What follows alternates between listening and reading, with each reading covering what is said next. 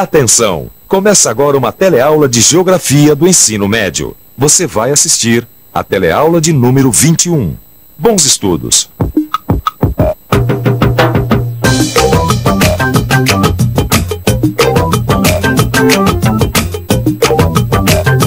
Como é que você definiria o Brasil em uma palavra? Caloroso. Razoável. Indefinido. Maravilhoso. Ótimo. Lamentável. Miséria. Grande. Mas afinal, qual é o Brasil real? Esse é o Brasil? Ou esse é o Brasil? Quantos Brasis existem? Esse é o tema da nossa teleaula de hoje.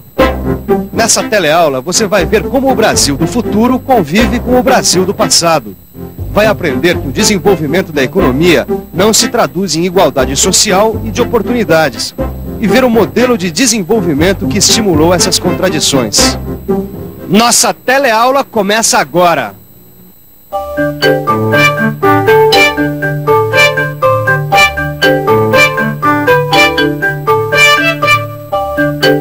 Este país é a maior potência da América Latina. E este país tem uma das piores distribuições de renda do mundo. Este país é uma das 10 maiores economias do mundo. E tem tantos contrastes que é como se houvesse diferentes tempos e diferentes espaços no mesmo lugar. Lugares do passado e lugares do futuro. Essa é a Avenida Paulista, o centro financeiro da maior cidade do país. Aqui, as mais modernas inovações tecnológicas chegam instantaneamente. Esse é considerado um lugar do futuro, dentro de um país cheio de lugares do passado. Grandes extensões do país não têm acesso às modernas inovações tecnológicas e vivem em condições primitivas. Uma das únicas pontes entre os lugares do passado e os lugares do futuro é a televisão.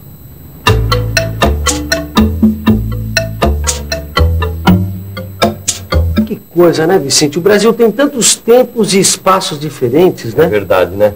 Um espaço vivendo no passado, outro no futuro, né? É o primitivo e o avançado. Mas afinal, Vicente, o Brasil é uma potência mundial ou uma nação do chamado terceiro mundo? É uma boa pergunta, viu? E aí, o Brasil é uma potência mundial ou é terceiro mundo? Nem uma coisa, nem outra. Alguns aspectos do país o aproximam do primeiro mundo. Por exemplo, em termos de taxa de aumento de produção de riqueza, o país está entre as mais avançadas economias do mundo. É só comparar. Com relação a países como Estados Unidos e Japão, as taxas de crescimento da economia do Brasil foram significativas até o final da década de 70. Porém, a partir dos anos 80, a velocidade do seu crescimento reduziu-se muito em função da dívida externa e da incapacidade do Estado de fazer frente aos desafios da globalização. Por aqui, a gente vê como cresce o PIB brasileiro. PIB quer dizer Produto Interno Bruto. PIB é a quantidade de riqueza que um país produz. É a soma de todos os bens que a agricultura e as indústrias geram e de todos os serviços finais de um país a cada ano. No Brasil, a maior parte da riqueza está concentrada nas mãos de poucos, o que exclui a maior parte dos brasileiros. O dinamismo econômico do país beneficia uma parcela muito pequena da população. Os 10% mais ricos controlam quase 50% da renda nacional. As possibilidades de acesso a essa riqueza não são iguais. Nem todos os brasileiros têm a mesma oportunidade. Dados do Instituto Brasileiro de Geografia e Estatística mostram que mulheres, negros e pardos são social e economicamente discriminados.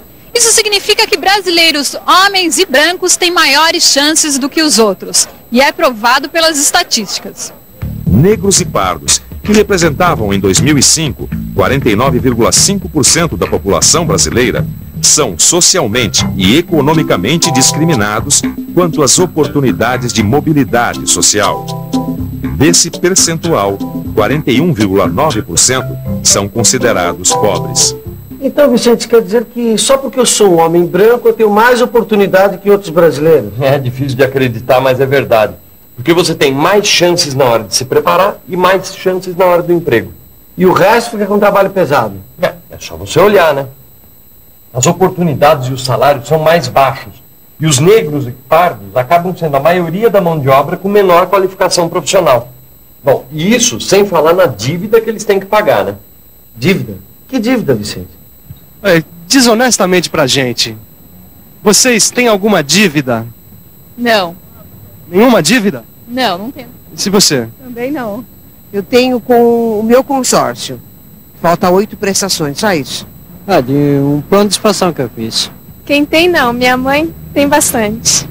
Várias dívidas. Telefone. Bom, ela tem a dívida do fogão, tem a dívida do freezer, tem dívida de piso, tem dívida de roupa, tem várias. O Brasil se endividou basicamente no final dos anos 60 e começo dos 70, época em que os militares ocupavam o poder e implantavam uma ideia de modernização. O Estado teve papel decisivo no ritmo de crescimento dos investimentos. O modelo de industrialização colocou o país em destaque na América Latina.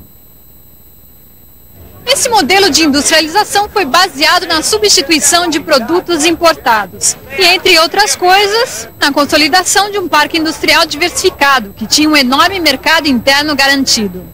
O papel decisivo no controle da economia ficou com o Estado. Quer dizer, o governo dominava todo o processo, gerando uma enorme burocracia estatal, além da dominação política da sociedade. O que eu não entendo é o seguinte, hoje em dia quando falam nessa tal modernização, eles querem dizer o contrário do que esse modelo econômico gerido pelos militares. Então quer dizer, quando eles falam em modernização hoje em dia, é abrir o mercado para a concorrência privada, não é isso? Isso mesmo. Hoje em dia, a ideia é reduzir o papel do Estado. Mas aquela tal modernidade daquela época, que hoje em dia é chamada de conservadora, foi uma marca de toda a América Latina. Agora, o que eu não entendo, Vicente, é o seguinte, como é que os militares conseguiram impor esse modelo sem o apoio da sociedade, hein? O Estado negociava o apoio ao projeto de modernização de cima para baixo, com grandes grupos privados. Considerando que a idade mínima para votar era de 18 anos, que o presidente deveria ser eleito de 4 em 4 anos, calcule quantas chances a gente não perdeu de escolher o nosso governante, de determinar o nosso próprio futuro, de aprimorar a democracia, de exercer a cidadania. É certamente um país de grandes contrastes, que são resultado das contradições do seu processo de desenvolvimento, que estimulou a criação de riquezas, mas não distribuiu igualmente essa riqueza para toda a sociedade. Agora eu te pergunto, como analisar a realidade de um país como esse? Vamos dar uma olhada no que a professora Berta Becker pensa. O Brasil é, na verdade, uma potência regional com graves dificuldades, sobretudo no que se refere à pobreza de mais da metade da população. A professora Becker considera que os grandes contrastes do Brasil dificultam o conhecimento da própria realidade do país e a sua posição no mundo. Isso se manifesta em posturas que projetam para o Brasil futuros completamente diferentes. Para entender melhor o futuro, é bom a gente dar uma olhadinha no passado. Quer dizer, chegou a hora da revisão. E atenção, se liga aí, que é hora da revisão. Na teleaula de hoje, você aprendeu que o Brasil é considerado uma potência emergente no mundo e a maior economia da América Latina. Viu também que o Brasil é um país muito desigual, com uma enorme desproporção na distribuição de renda, e onde mulheres e negros têm menores chances econômicas e sociais. Aprendeu que as contradições do Brasil estão relacionadas a um modelo de desenvolvimento em que o Estado intervia fortemente na economia e negava a participação da sociedade nas decisões políticas. Nessa teleaula, você também começou a estudar o Brasil mais a fundo. Na próxima tem mais. Até lá!